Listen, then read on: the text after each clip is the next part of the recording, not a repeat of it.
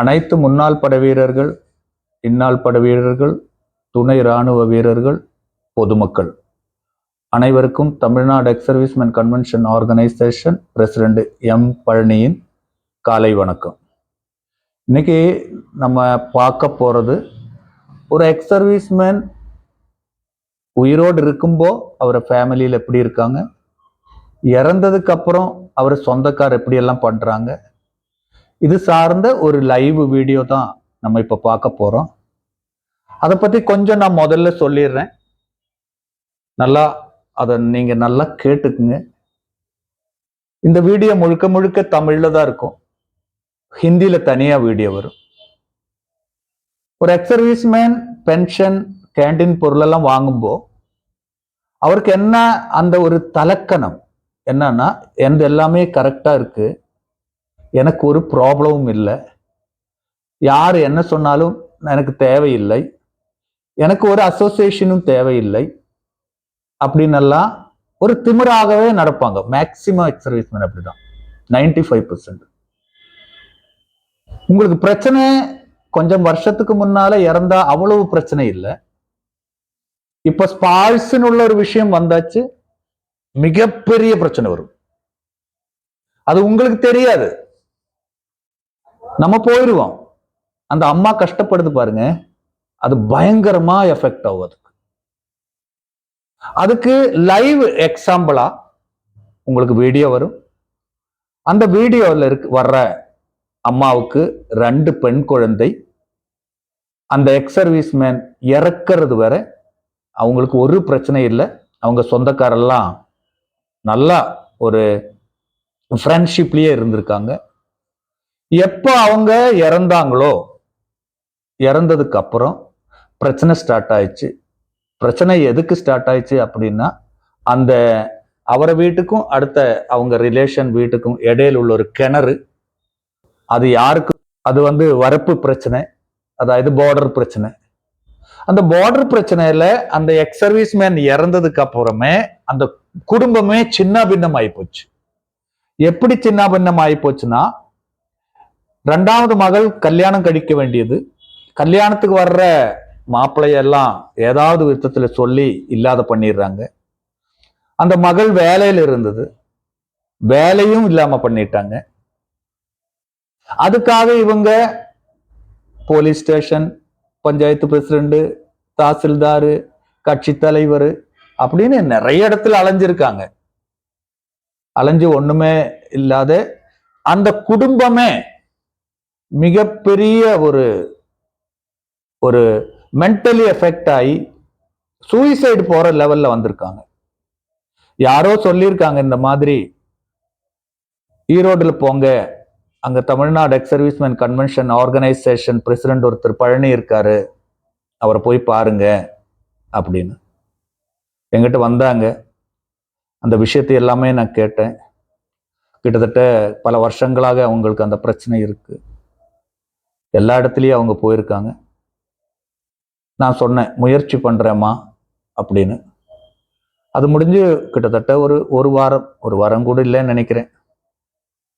யாருகிட்ட எல்லாம் நான் பேசணுமோ பேசி, அன்பா பேசி, இராணுவ வீரர்கள் வாழ்க்கையில எப்படி நாட்டுக்காக அவருடைய வாழ்க்கையை தியாகம் பண்ணியிருக்காங்க, அவரை குடும்பத்தை நம்ம எப்படி பார்க்கணும், அதுக்கு நம்ம எப்படி பொறுப்பா இருக்கணும் அப்படின்னு எடுத்து சொல்லி அந்த விஷயம் ஒரே வாரத்துல கிளியர் ஆச்சு.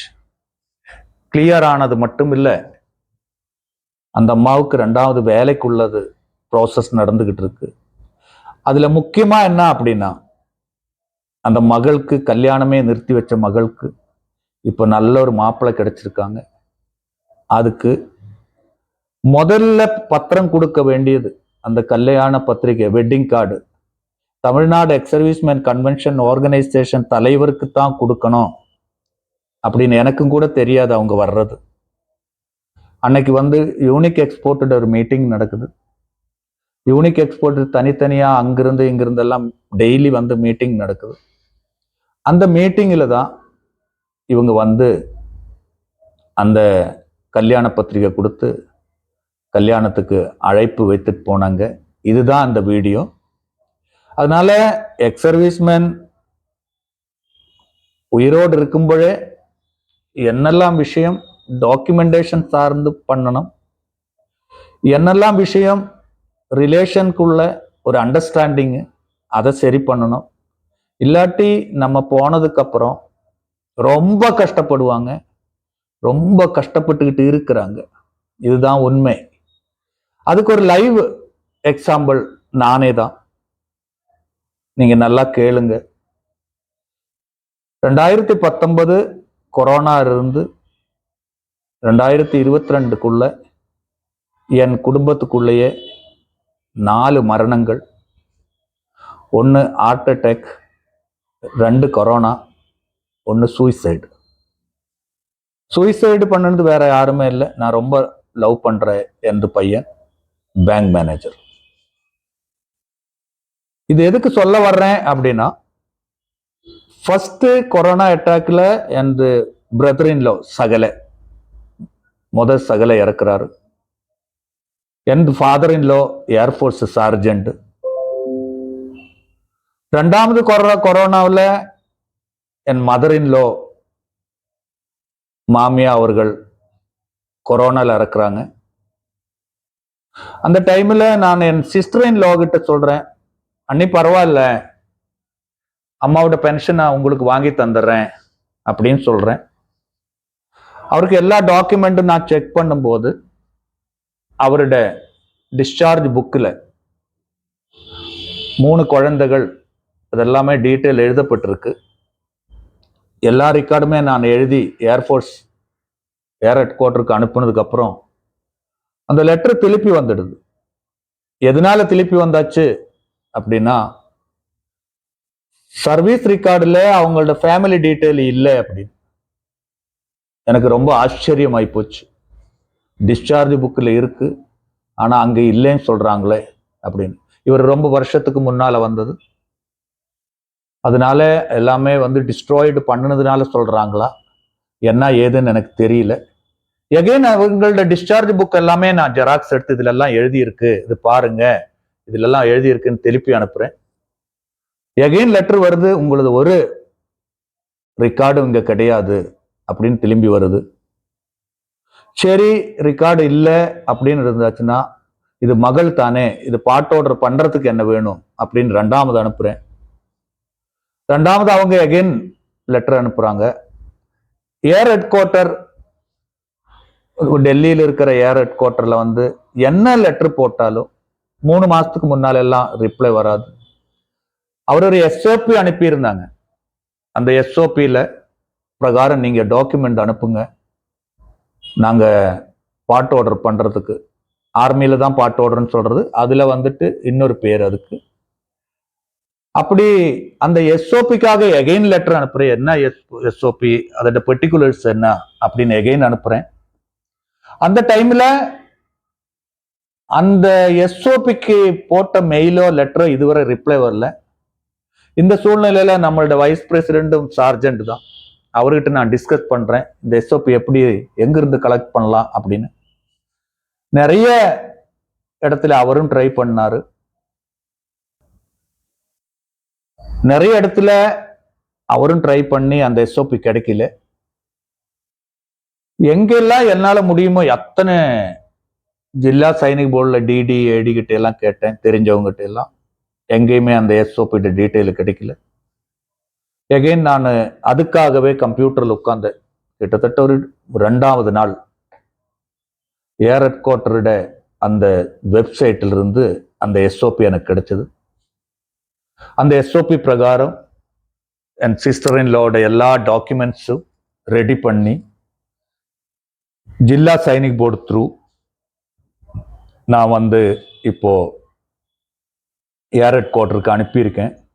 அனுப்பிட்டு கிட்டத்தட்ட 5 மாசம் ஆச்சு, இன்னும் அது வரல. இதுதான் எக்ஸ் சர்வீஸ் மேனோட ரெக்கார்டும் ஏரோட ரெக்கார்டும் இந்த ஸ்டேட்டஸில் தான் இருக்கு. இவ்வளவு தெரிஞ்சு படிச்ச ஏர்ஃபோர்ஸ்ல இருந்து இறந்தவருடைய மகளுக்கே இந்த மாதிரி எல்லாம் பிரச்சனைகள் வருது அப்படின்னா ஆர்மிக்காருக்கு கொஞ்சம் கஷ்டம்தான். ஏன் ஆர்மிக்காருக்கு கஷ்டம் அப்படின்னா, ஆர்மி காருக்கு கிட்டத்தட்ட 19 ரெக்கார்டு இருக்கு. 19 ரெக்கார்டுலயும் தனித்தனி ஃபார்மேட். ஏருக்கும் நேவிக்கும் ஒரே ரெக்கார்டு தான் இருக்கு, சிங்கிள் ஃபார்மேட். அதுலயே டிஸ்சார்ஜ் புக்ல இருக்கிற ரெக்கார்டு அங்க இல்லை. அப்ப நீங்க நினைச்சு பாருங்க, ஒரு எக்ஸ் சர்வீஸ் மேன் இறந்தாச்சுன்னா எப்படியெல்லாம் காம்ப்ளிகேட்டட் இஷ்யூஸ் வருது. அதனால நீங்க எல்லாருமே என்னதான் இருந்தாலும் உங்களோட பர்சனல் டாக்குமெண்ட்ஸ் சரி பண்ணுங்க. சரி பண்ணினதுக்கு அப்புறம் ஒரு வாட்டி வெரிஃபை பண்ணுங்க. வெரிஃபை எப்படியெல்லாம் பண்ணணும் அப்படின்னு ஒரு எக்ஸாம்பிள். எல்லாருக்கிட்டையும் கேட்டாச்சுன்னா ஜாயிண்ட் அக்கௌண்ட் இருக்கா அப்படின்னு கேட்டாச்சுன்னா ஜாயிண்ட் அக்கௌண்ட் இருக்குதும்பாங்க. ரெண்டாவது நான் கேட்கும்போது ஜாயிண்ட் அக்கௌண்ட் பென்ஷன் அக்கௌண்ட்ல இருக்கா அப்படின்னு கேட்டாச்சுன்னா இல்லையே, வேற அக்கௌண்ட்ல. ஜாயிண்ட் அக்கௌண்ட் கண்டிப்பா பென்ஷன் அக்கௌண்ட்ல இருக்கணும். அதை வந்துட்டு என்ஷூர் பண்ணிக்கங்க. இன்னொன்னு கொஞ்சம் வருஷத்துக்கு முன்னால இந்த கம்ப்யூட்டர் முன்னால லெட்ஜர்ல இருக்கிற டைம்ல யாரெல்லாம் ஜாயிண்ட் அக்கௌண்ட் பண்ணியிருக்கிறீங்களோ அவங்க என்ன பண்ணணும் அப்படின்னா, நீங்க அந்த ஜாயிண்ட் அக்கௌண்ட்ல உள்ள ஒரு செக்கு வைஃப் மட்டும் சைன் போட்டு அந்த பேங்க்ல கொடுத்து பணம் வித்ட்ரா பண்ணணும். அவங்க ஒண்ணுமே சொல்லாத பணம் வித்ட்ரா பண்ணியிருந்தாச்சுன்னா அங்க வைஃபோட பேரு உங்க பென்ஷன் அக்கௌண்ட்டுக்குள்ள என்டோஸ் ஆயாச்சு, ரெஜிஸ்டர்ட் ஆயாச்சு, உங்க வைஃபோட ஸ்பெசிமென் சிக்னேச்சர் அங்க ரெஜிஸ்டர்ட் ஆயாச்சுன்னு அர்த்தம். நிறைய எக்ஸ் சர்வீஸ்மேன் அந்த 1980-85 வந்தவங்களுக்கு எல்லாமே என்ன ஆகுது அப்படின்னா, நீங்க என்ன பண்ணோம் அப்படின்னா வைஃபோட பேர்ல இருக்கிற அந்த செக் புக்கு இல்லாட்டி உங்களும் வைஃப் பேர்லயே இருக்கிற செக் புக்கு ஒரு வாட்டி பணம் எடுத்துருங்க. பணம் வரல அப்படின்னா நீங்க ஜாயிண்ட் அக்கௌண்ட்ல ரெஜிஸ்டர்ட் ஆகல, மெர்ஜ் ஆகலன்னு அர்த்தம். அப்படி நிறைய பேர் மாட்டியிருக்காங்க.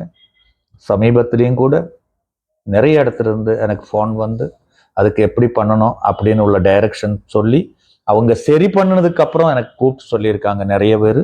அதனால டாக்குமெண்ட்ஸ் ரெடி பண்ணி வைங்க. சொந்தங்கள் இருக்கிற பிரச்சனையும் கூட பேசி தீர்த்தரலாம். உயிரோட ஒரு எக்ஸ் சர்வீஸ் மேன் இருக்கும்போது எப்படி அந்த டாக்குமெண்ட்ஸ் ஈஸியா முடிக்கலாமோ, அவர் மறைந்ததுக்கு அப்புறம் ரொம்ப கஷ்டம். ஒரு நாள் போய் முடிக்க வேண்டிய ஒரு விஷயத்த கிட்டத்தட்ட சில 5 வருஷமா இருந்தாலும் பண்ண முடியாத சூழ்நிலை வரும். அதனால இந்த வீடியோ ஒரு எக்ஸ் சர்வீஸ்மேன் டாட்டரோட கல்யாணம் 24ஆம் தேதி Tamil Nadu X serviceman convention organisation மற்றும் விதவையர் கட்டமைப்பு எல்லாமே அந்த கல்யாணத்துக்கு போவாங்க. அவங்கள வாழ்த்தி வருவோம். இந்த வீடியோ பாருங்க. பார்த்ததுக்கு அப்புறம் யூடியூப் சப்ஸ்கிரைப் பண்ணுங்க, பெல் பட்டன் அமுத்துங்க, ஷேர் பண்ணுங்க, கமெண்ட்ஸ் சொல்லுங்க. Thank you very much. Vande Mataram.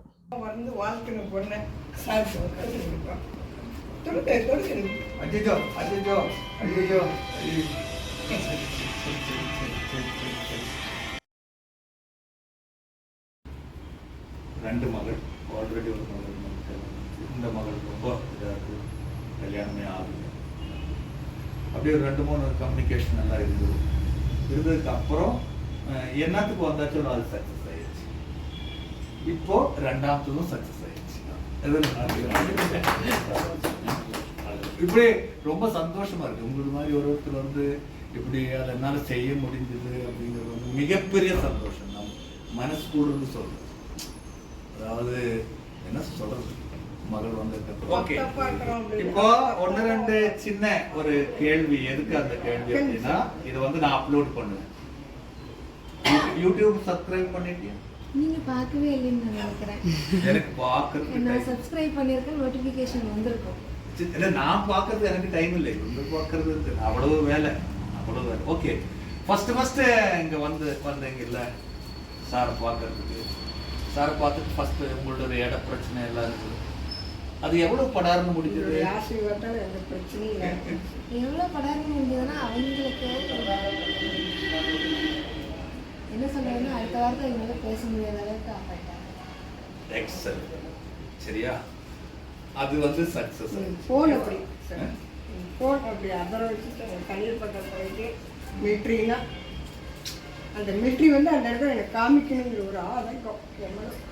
Military வந்து என்ன பண்ணிவிடுனாங்க, மிலிட்ரி வந்து நாங்களும் இருக்கோங்கிறத காமிங்க. அப்பா இல்லை, எங்கள் வீட்டை இடிக்க வந்தாங்க, எங்கள் 3 பேர்த்தையும் கொலை பண்ணுறான்ட்டாங்க.